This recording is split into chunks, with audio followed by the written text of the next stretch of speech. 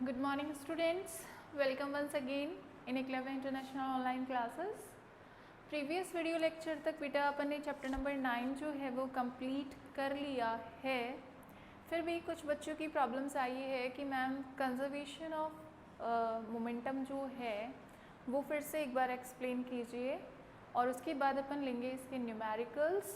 तो इस video lecture में अपन ने जो लेना है वो है कुछ प्रॉब्लम्स जो बच्चों की आ रही है। एक तो क्वेश्चन आया है बच्चे का कि बुलेट जो है उसके ऊपर और जो आप गन के ऊपर दोनों के ऊपर जो third law of motion apply कर रहे हैं, तो फिर ऐसा क्या है उसके पीछे कि जो बुलेट है वो तो इंसान को मार देती है, किल कर देती है और उसके बॉडी के आर पार चली जाती है, जबकि राइफल सिर्फ और सिर्फ आपको या फिर जो गन है वो सिर्फ और सिर्फ आपको एक सडन जर्क ही दे पाती है। तो एक तो ये क्वेश्चन है बच्चे का, बहुत अच्छा क्वेश्चन है।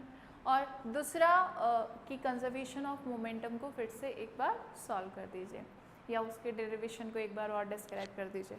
तो चलते हैं, पहले लेते हैं अपन बुलेट और गन के ऊपर जो आपके लगता है थर्ड लॉ ऑफ मोशन, उसके बारे में पहले अपन डिस्कस कर लेते हैं कि क्या होता है जिसकी वजह से इतना डिफरेंस आ जाता है कि बुलेट जो होती है वो इंसान के आर पार चली जाती है, जबकि गन जो होती है वो सिर्फ सडन जर्क देती है। तो पहले बात करें अगर अपन थर्ड लॉ ऑफ मोशन की, तो आपको पता है बेटा कि third law of motion basically आपके एक्शन और रिएक्शन के ऊपर डिपेंड है, क्योंकि इसे law of action and reaction भी कहा जाता है, एक्शन रिएक्शन लॉ भी कहा जाता है इसे। एक्शन रिएक्शन लॉ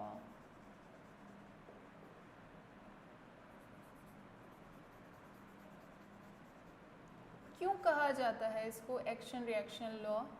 क्योंकि आप जब भी थर्ड लॉ ऑफ मोशन की बात करते हैं तो थर्ड लॉ ऑफ मोशन में अपन बात कर रहे होते हैं पेयर ऑफ फोर्सेस की। पेयर ऑफ फोर्सेस से मतलब मेरा है कि अगर दो ऑब्जेक्ट आपस में कांटेक्ट में आते हैं तो फर्स्ट ऑब्जेक्ट सेकंड ऑब्जेक्ट के ऊपर क्या करता है, एक फोर्स अप्लाई करता है। तो उसी टाइम पर सेकंड ऑब्जेक्ट भी फर्स्ट ऑब्जेक्ट पर क्या करता है, फोर्स अप्लाई करता है। मान लीजिए कि फर्स्ट वाले फोर्स को जो कि फर्स्ट वाले ऑब्जेक्ट ने सेकंड ऑब्जेक्ट पे लगाया है उसको अपन F12 कह रहे हैं, तो दूसरा वाला जो फोर्स लगेगा जो कि सेकंड वाला फर्स्ट पे लगाएगा दैट विल बी F21। ठीक है बेटा, तो ये दोनों फोर्सेस जो होंगे वो दोनों इक्वल इन अमाउंट होंगे, लेकिन दोनों का जो डायरेक्शन होगा वो अपोजिट होगा। जैसे कि आपको दिख ही रहा है, ये इधर से इधर है जबकि ये इधर से इधर है, यानी लेफ़्ट टू राइट है फर्स्ट वाला और सेकंड वाला राइट टू लेफ़्ट है। तो इसलिए अगर आप इस एक को पॉजिटिव मानते हैं तो सेकंड वाले को आपको क्या मानना पड़ेगा बेटा, नेगेटिव ही मानना पड़ेगा। ठीक है, डायरेक्शन की वजह से। तो अगर आप बात करते हैं थर्ड लॉ ऑफ मोशन की तो स्टेटमेंट क्या हो जाएगा, स्टेटमेंट आपका कुछ इस तरीके से हो जाएगा कि according to the third law of motion, according to the third law of motion when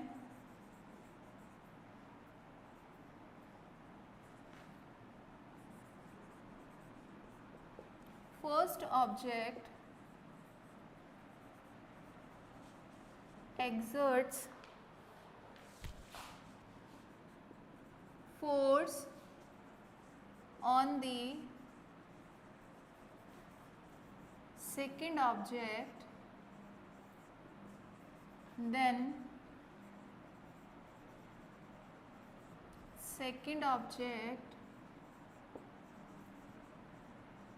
also will exert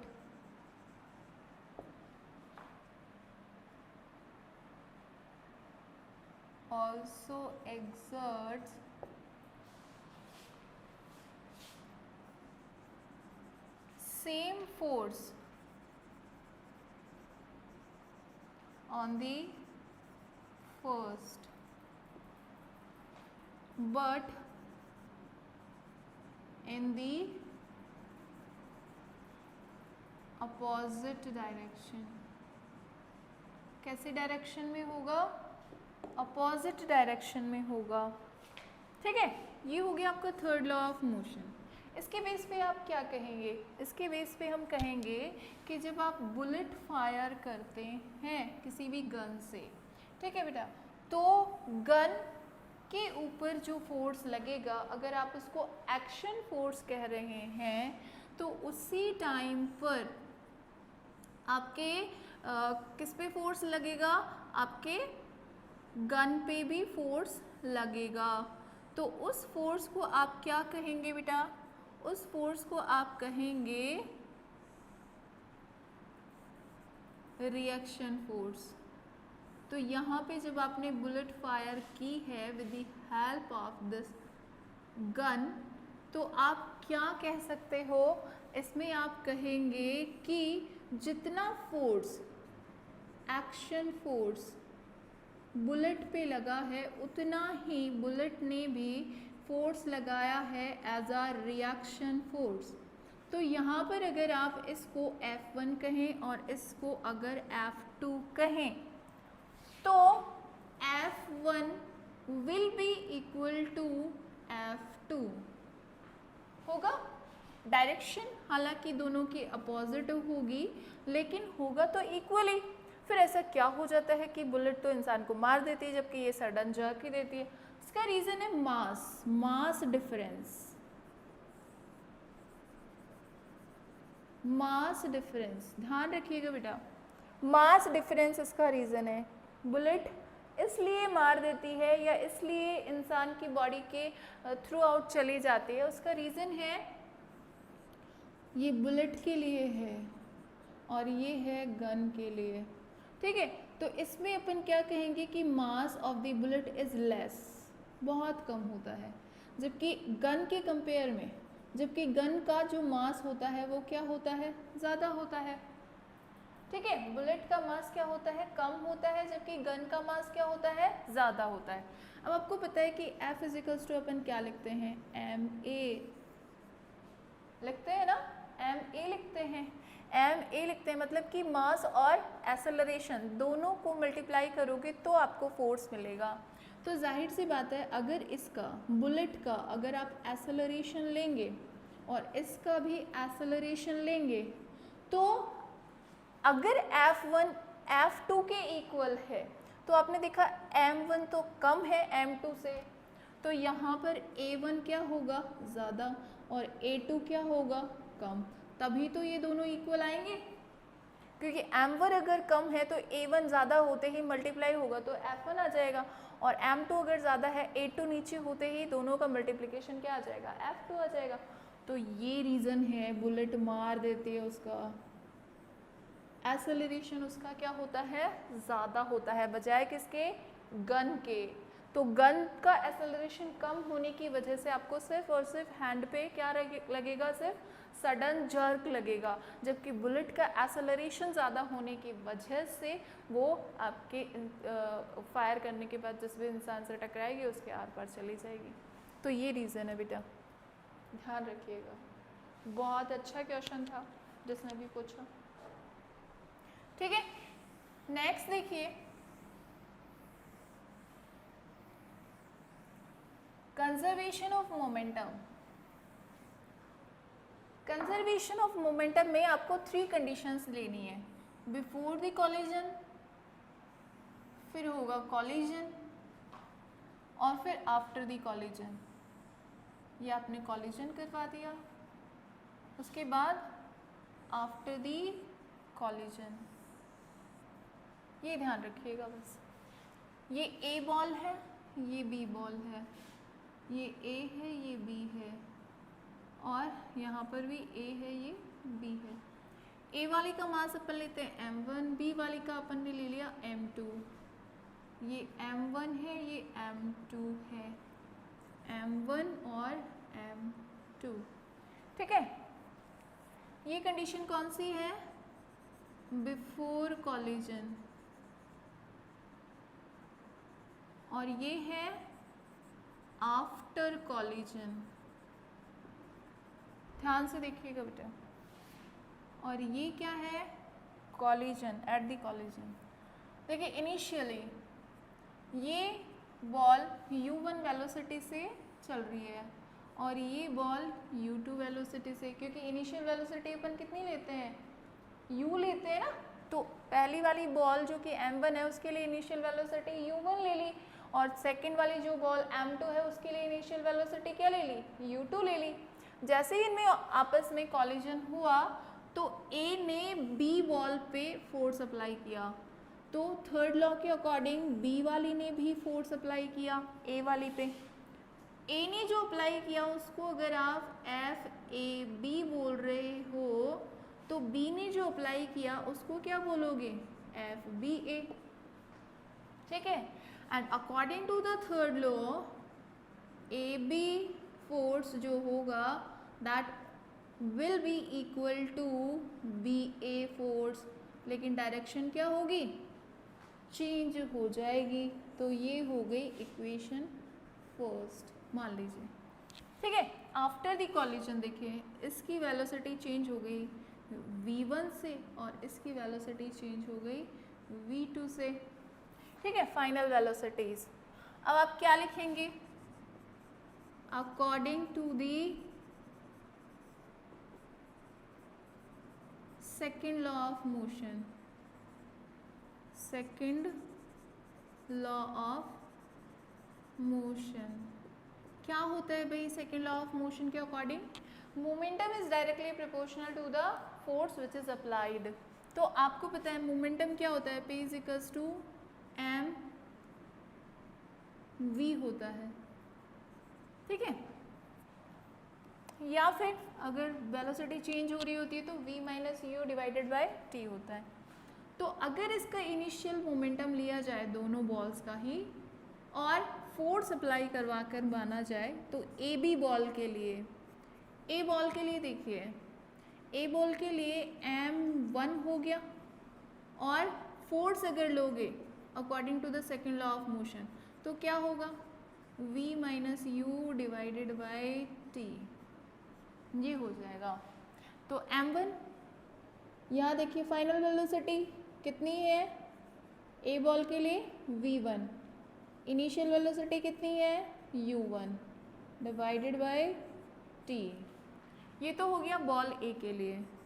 ball B के लिए अप्लाइड फोर्स क्या होगा भाई, मास कितना लिया था m2, फाइनल वेलोसिटी कितनी ली v2, इनिशियल वेलोसिटी कितनी थी u2 डिवाइडेड बाय t। इसको इक्वेशन अगर सेकंड दे दूँ और इसको इक्वेशन अगर थर्ड दे दूँ तो फिर आपको लिखना है बाय पुटिंग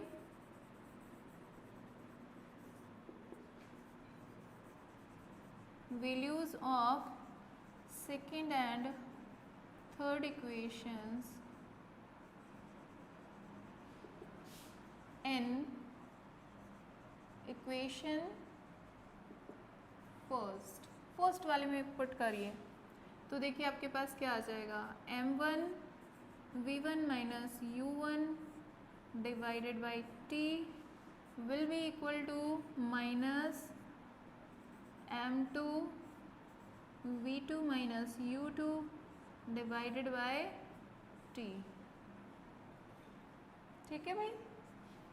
अब देखिए इसको ओपन करके लिख लेते हैं अपन, है ना।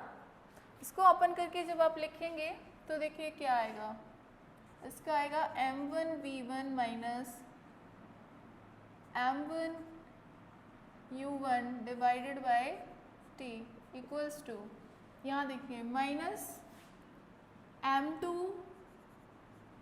v2 प्लस, क्योंकि माइनस माइनस प्लस हो गया ना, m2 u2 divided by t। देखिए t से t कैंसिल कर दीजिए तो आपके पास आ गया m1 v1 minus m1 u1 equals to minus m2 v2 plus m2 u2, ठीक है। u वालों को एक तरफ ट्रांसफ़र कर लो तो माइनस m1 u1 ये इधर आएगा तो ये भी माइनस का हो जाएगा, minus m2u2 equals to minus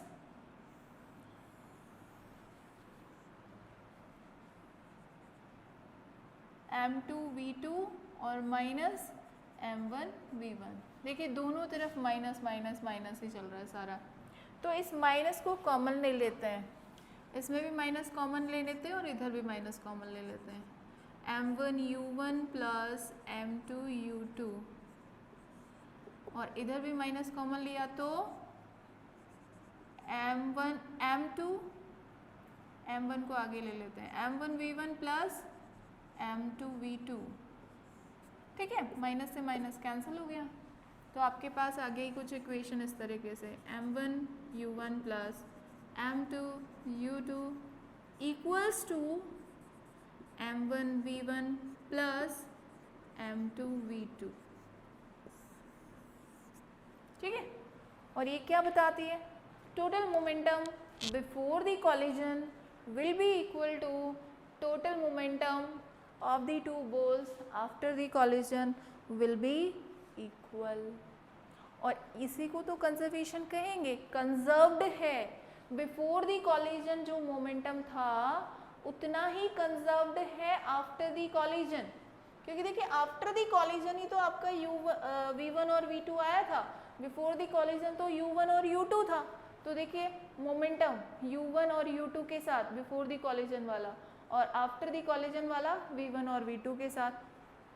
तो बेसिकली अपन क्या कह रहे हैं कि बिफोर द कॉलिजन बॉल्स का जो टोटल मोमेंटम था वो ही मोमेंटम आफ्टर द कॉलिजन भी बना रहता है, कंजर्व्ड रहता है, रिजर्व्ड रहता है, कोई चेंजेस नहीं आता, इसीलिए इसे क्या कहा जाता है, कंजर्वेशन ऑफ मोमेंटम।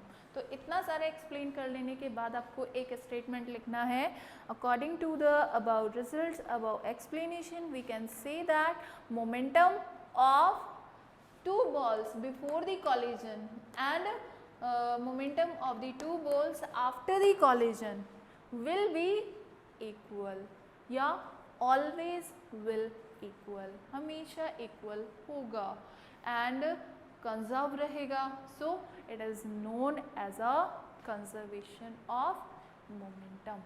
इसीलिए इसे पूरे को क्या कहा जाता है, conservation of momentum कहा जाता है। तो ये हो गया आपके कंजर्वेशन ऑफ मोमेंटम का पूरा एक्सप्लेनेशन। अब इसके बचते हैं चैप्टर नंबर 9 के सिर्फ और सिर्फ न्यूमेरिकल्स। तो आई थिंक आपका चैप्टर नंबर 9 जो है वो आपका कंप्लीट हो चुका है, थियोरेटिकल पोर्शन में पूरा हो चुका है। उसके बाद आप इसके न्यूमेरिकल्स करेंगे। न्यूमेरिकल्स के अंदर सबसे पहले आपको करने हैं एग्जाम्पल्स। एग्जाम्पल्स में ज़्यादा कुछ प्रॉब्लम नहीं आएगी, जैसे सेकंड लॉ ऑफ मोशन के रिगार्डिंग कुछ जो आपको न्यूमेरिकल्स दे रखे हैं, एग्जाम्पल्स दे रखे हैं, उसमें सिर्फ और सिर्फ आपके कौन कौन से फार्मूलेज काम में आ रहे हैं वो बताती हूँ मैं। एक तो फॉर्मूला काम में आ रहा है P = mv वाला, सेकंड फॉर्मूला आपके काम आ रहा है F = mv - u / t वाला, और थर्ड फॉर्मूला काम में आ रहा है आपका F = ma वाला। कई जगह आपको a नहीं दिया गया है तो वहाँ पर आपको v - u / t वाला काम में लेना पड़ेगा, फिर आपका a निकलेगा। जैसे एक एग्जांपल आपका आई थिंक 9.3 या 9.4 से करके ऐसे ग्राफ सा बना हुआ है उसमें, है ना, ग्राफिकल रिप्रेजेंटेशन से उसमें शो कर रखा है कि 20 उसमें वेलोसिटी दे रखी है, वैसे कोई डाटा वगैरह नहीं दे रखा, उस ग्राफ में दे रखा है 20 से स्टार्ट करके वो 10 पे आ रहा है, यानी वेलोसिटी कितनी है उसकी 20 और टाइमिंग उसने दे रखा है आई थिंक 10 सेकेंड्स, है ना।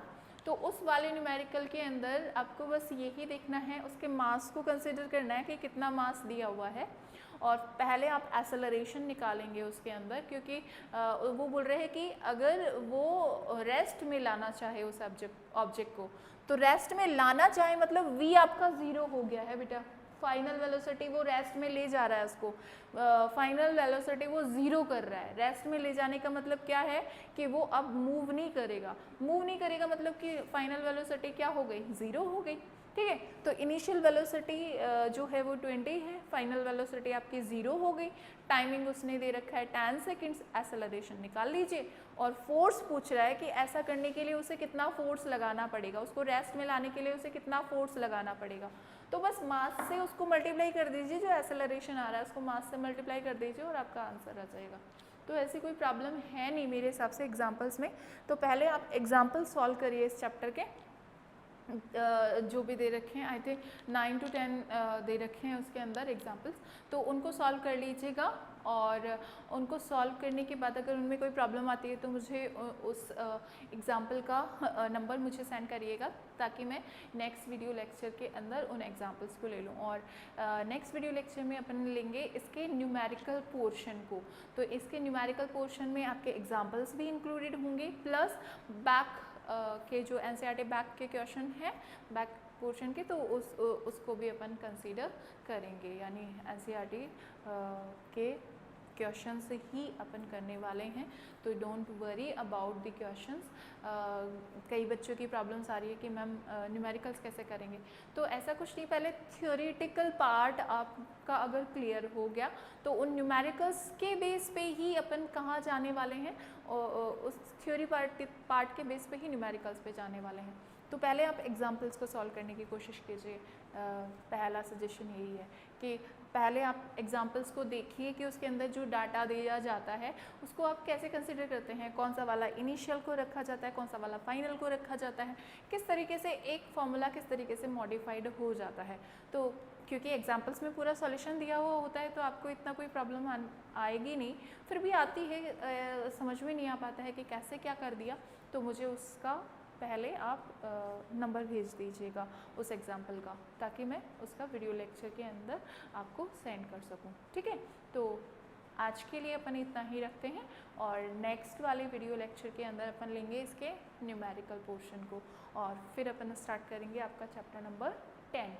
तो अब आपके फिज़िक्स के 2 चैप्टर कंप्लीट हो चुके हैं न्यूमेरिकल्स होने के बाद, और फिर रहेंगे आपके सिर्फ 2 चैप्टर्स और रह जाएंगे। एक आपका रह जाएगा ग्रेविटेशनल वाला, ग्रेविटी, और एक आपका रह जाएगा एनर्जी के रिगार्डिंग वाला। तो 2 फिज़िक्स के चैप्टर अब आपके रेस्ट रह गए हैं। केमिस्ट्री आपकी कंप्लीट है ही, तो आई थिंक आप रिवाइज़ कर रहे होंगे केमिस्ट्री को भी साथ में, क्योंकि केमिस्ट्री बिल्कुल ब्लॉक ही पड़ी है। 3 डेज़ जो वीडियो लेक्चर आता है वो सारा फिज़िक्स का ही चल रहा है। तो आप ऐसे मत करिएगा कि केमिस्ट्री बिल्कुल छोड़ दें, केमिस्ट्री को बार बार रिवाइज़ करते रहिएगा, और जो भी प्रॉब्लम्स हो मुझे सेंड करते रहिएगा, ताकि मैं उनके वीडियो लेक्चर्स आप तक पहुंचा सकूं। ठीक है, तो आज के लिए इतना ही रखते हैं। Thank you and have a nice day.